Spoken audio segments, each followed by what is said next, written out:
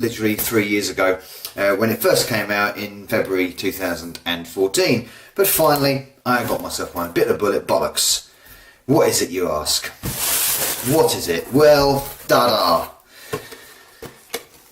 Move that over there and that over there temporarily, and here we go. Finally, got myself a PS4. A PS4 Slim 1TB edition. Get rid of this boy. So yes, indeed, finally joining the fraternity. I mean, I always used to borrow my brother's one all the time to do PS4 videos and talk about PS4 games and play the PS4. But since I moved to the other side of the country, borrowing it became no longer an option. So had to buy one. And it was generally a succession of games were beginning to be released and come out that I thought, well, I can't play them on anything else. So you got Resogun, which is the first one, you got Wipeout Amiga, and loads of different things. I thought I really like these games, and then of course you got the Final Fantasy VII upcoming remake, and when they finally announced The Secret of Mana, my favourite ever game is being released for this next year, 2018. If you are watching this in 2018, it's released now. Whatever. Excuse the blade. It's not supposed to be looked at threatening. We'll put it over there. So yes, I need to play these games, and therefore I need one. Oh, I did want an original edition, but the Slim was available, so at a good price. So I got the Slim, and it's a 1TB. It's a plain, which will soon get burned up very quickly, of course. So we're going to unbox this as gently as possible without damaging it too much. Alright, I like to keep my boxes in good nick. Pop them down there. Ooh, yes, it's going to release this. This comes with a control. Oh no, it's there. This comes with a controller, and I've got a second controller as well. And as you saw as I took it out there, Horizon Zero Dawn. So let's have a look at this beastie boy. I've never unboxed one of these before. This is first. It could be upside down. I hope it's not upside down. Fingers crossed. It's not upside down, is it? I don't know. Bits and pieces, the PlayStation policy, yes indeed, and take the old bits and pieces. I think it was upside down. No, was it? It wasn't.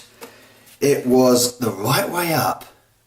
Luck must be with me at the moment. And there she is, PS4 Slim, 1TB. I think the original blocky sort of parallelogram shaped one is better looking than this. It's nice enough. I don't think it's considerably that smaller. It's only a little bit lighter. I don't think it's considerably that smaller, and it's still quite handsome.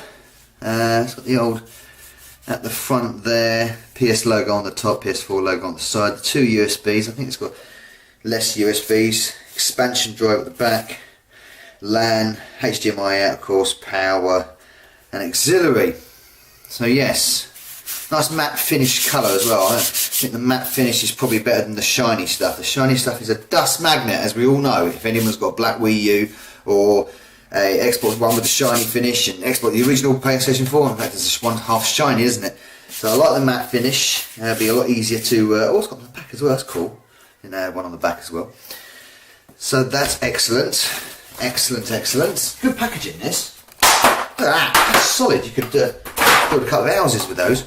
Now hopefully we have another controller in there, unless that controller was literally sitting. Could be the case. So I don't remember, I thought that might be an extra thing. Oh, I can't get into it.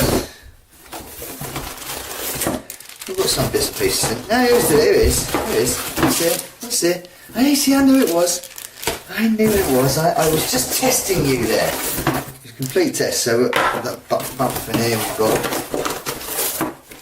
got some more quick start operations guide. I know how the PlayStation 4 works.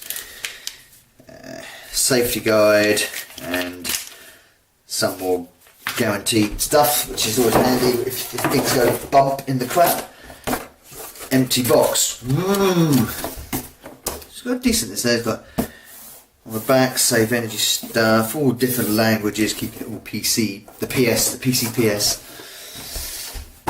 Alright, the DualShock 4, and obviously wrapped up. Don't want to drop it on the bloody PS4. Oh yeah, it's quite nice. It's a nice controller, this. I always found it quite comfortable since I got it. Very reminiscent of the DualShock 2 for me, apart from obviously the touchpad in the middle and the options button. Triggers are nice, D-pad's okay. I don't think the D-pad's up to much crack. Sticks are decent, but they do wear off. Maybe, hopefully, in this edition, these have been improved slightly. Classic PS configuration there.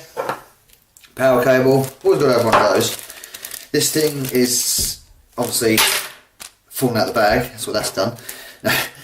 A headphone jack and a mic jack. A very crappy jitty one. But I'm not into online play anyway. HDMI cable, always good, but it's short. And a USB cable, obviously, for charging. And not getting bits of powder all over the new console. Obviously for charging said controller. I'm not going to unbox this, but as you can see, I've got a carbon copy. Extra controller, because you've always really got to have two controllers with these things, haven't you? And also a copy of Horizon Zero Dawn. Never played that.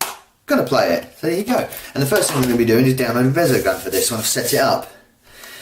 So, quick and short and brief video this, just a quick unboxing. It was quite simple to unbox that. There was no major stumbling blocks, no ridiculous security tags or anything like that. It's quite nicely arranged in the box as well. Smart looking box. See? Quite a smart looking box, and it looked nice on the shelf. It's all folded up. I do like the old concertina thing going on here. Spotify Premium and PlayStation View or View. Now we can take a look at the console. Once we remove all of the plastic, we'll see, once again, no surprise, a very thin system, one that measures in at roughly 1.5 inches high and 10.4 inches wide. I think the most apparent new design change is the rounded corners. The original PS4 had sharp corners with a glossy black and matte black finish. This new console has rounded corners with just a matte black finish all around. It looks better in person, but it's not the best looking console in my opinion. In terms of buttons and ports, we'll find a power on-off button and eject button on the left-hand side of the device, next to the disk drive. There are two front-facing USB ports, but there's a wide gap between them, which looks a little bit gross. This is not the most aesthetically pleasing console, as you can see. The left-hand side of the device features some vents and a flap to replace the hard drive. There are some more vents on the right-hand side. This is also where you can install a vertical stand, which is sold separately, unfortunately. On the rear of the console, we have from left to right, we have the AC power port, an auxiliary port, HDMI out, and Ethernet port. There is no optical out like there is on the original PS4. We'll see that on the very bottom of the console, the PlayStation buttons act as little legs to elevate the console from the surface it is sitting on. Also, the PlayStation logo is centered on the box, both on the top and bottom, as you can see here. The setup process is really easy. All you need to do is plug in the AC power cable and plug in the HDMI cable, turn on your TV, switch to the right inputs and whatnot, and you're good to go. When the system boots up, you'll be asked to connect your DualShock 4 controller to the console via a micro USB cable. Then you pick your language. You connect to the internet via LAN, or wireless internet. One neat perk is that the PS4 Slim features support for 5 GHz Wi-Fi. So if you have that option in your home, you should probably use it. Once that is complete, you'll be asked to connect a PlayStation camera, but since I don't have a PlayStation camera, I'm gonna skip this step. You'll then be asked to set the date and time, which it should automatically set, but you might need to steer it in the right direction. You can then set the time until the PS4 automatically turns off when you're not operating it. I'm just gonna keep these at their default settings. Next, you can select the features you want to use in rest mode. The more you select, the more power the PS4 will consume. I'm also gonna keep these the way they are. After that, you'll be asked to accept the PlayStation 4 System Software License Agreement. It's probably a good idea to read this, but once you accept, the setup process is complete. That's it, there's not much to it. Behind the scenes, I did have to install the latest 4.0 update, which includes a bunch of new features and UI changes.